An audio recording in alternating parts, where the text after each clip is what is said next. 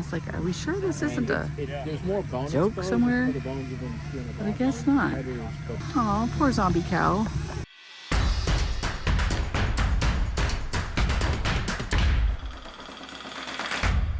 Good morning. It's the last day of the winter 4x4 Jamboree here in Hurricane, Utah. And we took yesterday off just because we needed to rest up and yeah, it's work. it's a lot of work. He did all the driving and was like, let's just take a day off, which we did. And we switched one of our rides, the one for today, to a little easier one. So today we're heading out on the Little Creek Zombie Cow. We're so excited. Zombie cow is a thing. We will show you zombie cow when we see it. Yep. I don't know. I know it's trail rated 2, so it's like super easy. And our friend Wendy is leading again this morning, and so we're excited to be here. All right, well, we are finally at the trail. It took us about an hour to get here and some time to air down. So it's just a little after 9 o'clock, and this is what we see. Cows and fields. There's trees. And lots of trees. So we're going through a little bit of a different sort of area. Those are beautiful black Angus cattle right there. My dad used to raise beef cattle, so I know them. So as you can see from this footage, this is way different scenery than what we've had the last couple of times we've been out. This is all cedar forest. You can see occasional openings, but there's really thick green cover. These are cedar trees of some variety. They're really common out here. Okay, so we've stopped at an overlook, and I have a feeling it's going to be quite the view. So we're going to get out of the Jeep. We've all circled up, and let's take a look at what we got.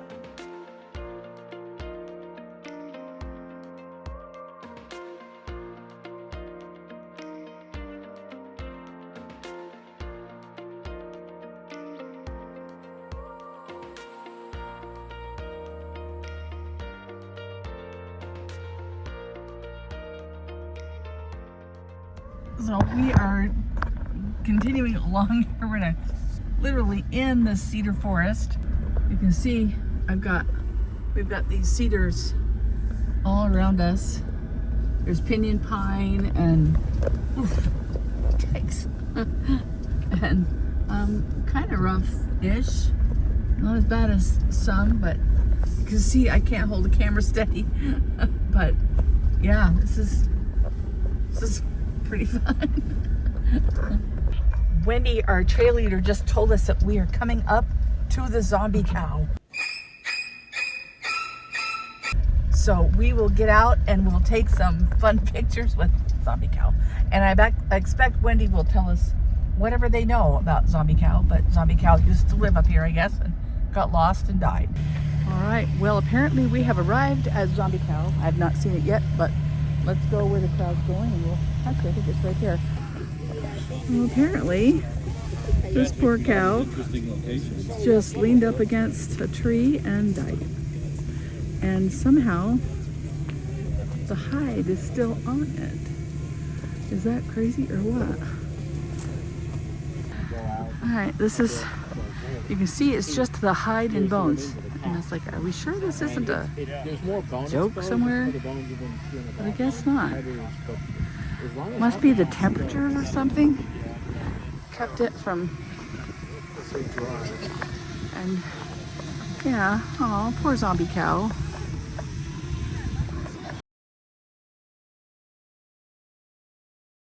Just the zombie forest part of the trail. You can see that we're driving through an area of completely devastated trees. This must have been a fire up here. Probably not the zombie forest, you know, but I should make this a night Halloween run. Yeah, I'm not going to do that Halloween run. That would be not. This is one of the most spectacular views that we have ever seen.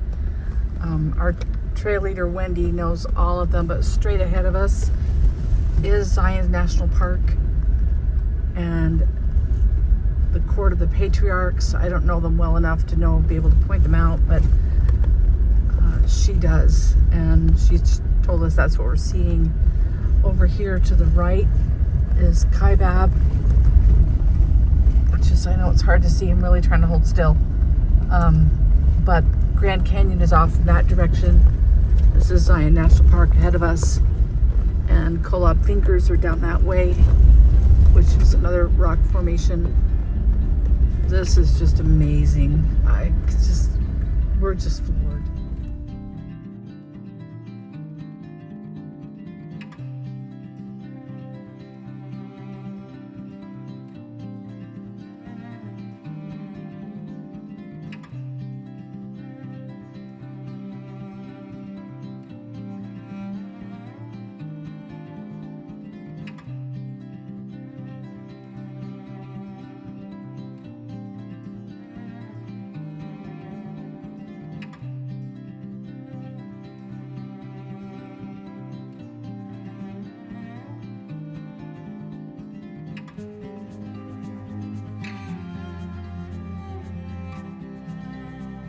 All right, well, that was a pretty amazing week. What do you think? It was fantastic. It was really incredible. We had an amazing time, and honestly, we can only put a fraction of what we experienced, what we saw, what we heard, what we learned into these videos. But we hope you can get a little bit of a taste for what the Winter 4x4 Jamboree was like. Now, we've lived here in Utah for almost 50 years. Yeah.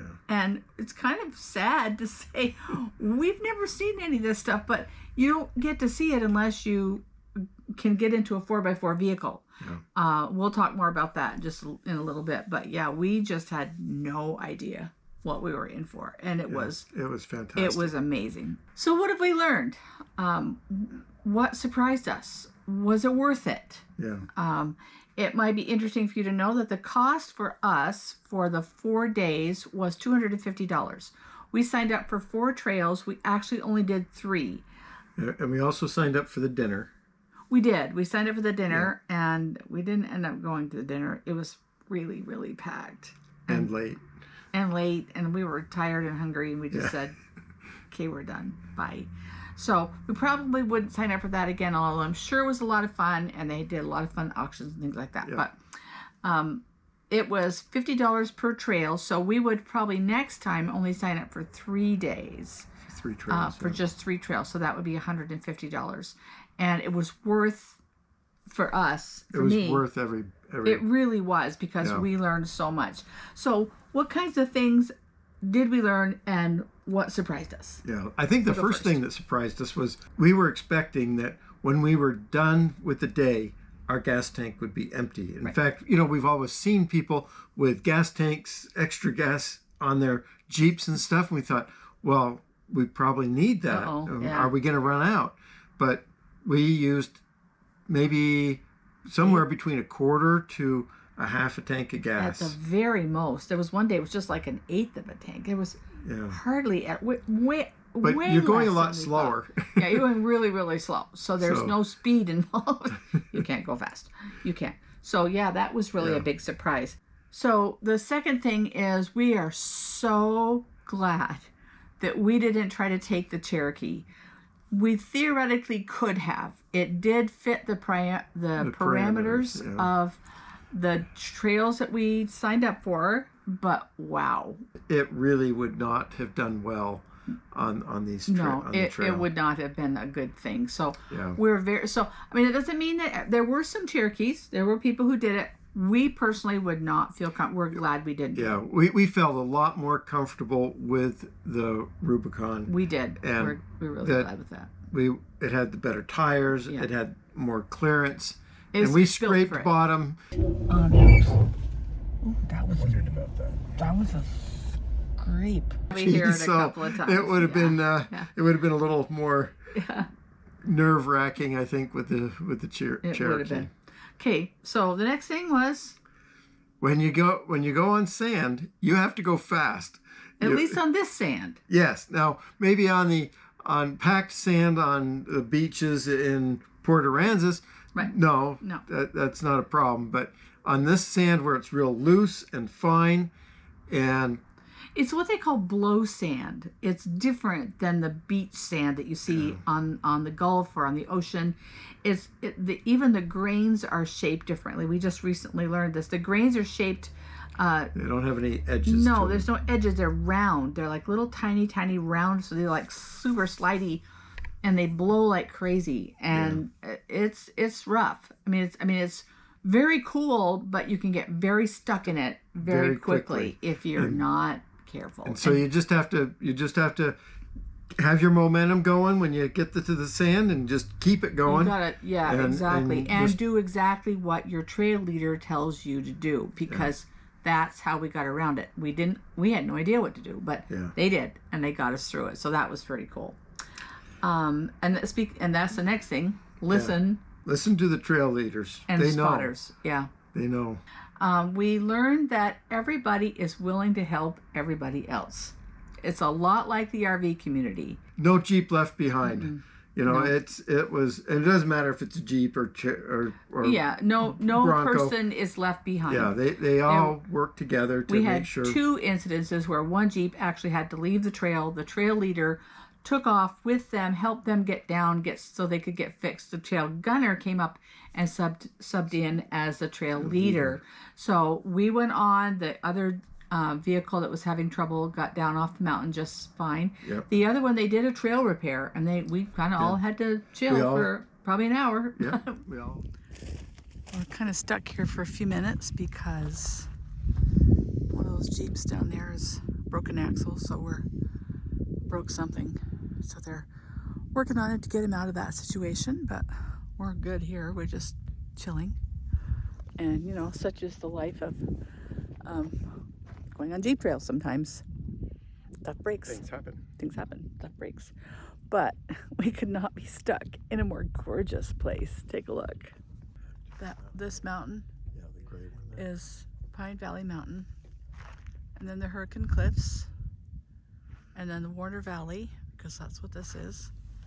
And then over there is Arizona Strip, maybe. I think.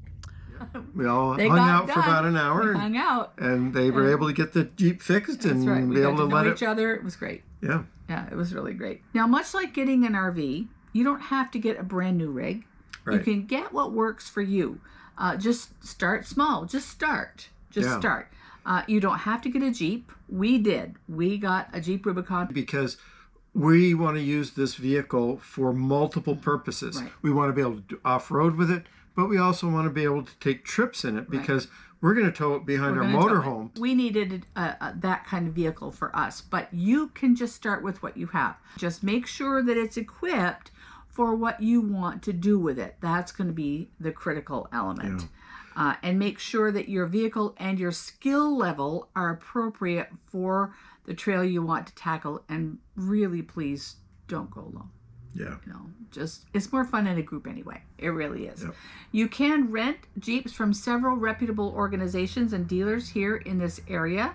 If you don't want to drive yourself, there's companies like Pink Jeep, Zion Country Off-Road Tours, Zion Jeep Tours, and many, many others. And of course, I'm not affiliated with any of them. I'm just giving you some names of good people out here. Pick what works for your budget, for your skill level, and what risk level you want to take. I'm pretty risk averse, but so we're not doing like, you didn't see us crawling any walls, but just make sure you don't decide, I'm going to go on a 7 or an 8 rated trail when you've never been Jeeping. Yeah. It's just not a good idea. So what is next? The plan is to pull out of here in early March, and we're going to head for the mothership. We're heading for Tiffin in Red Bay, Alabama. We have a couple of things we want them to take a look at, and we'll do some tooling around between here and there, and then we are going to be heading to our favorite beach in Texas. So we have a lot planned, and there's a lot more coming up. So if you haven't already, you know what to do. Hit that subscribe button. If you like the video, give us a thumbs up and ring the bell to get notified. You bet. And until next time, restless and we hopefully adventurous friends, you take care. Bye. Hey, we're clear up here.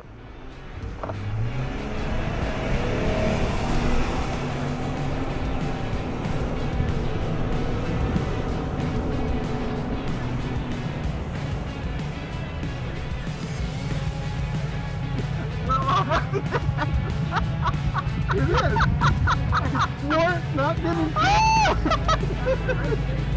This is like, Mom, do it again!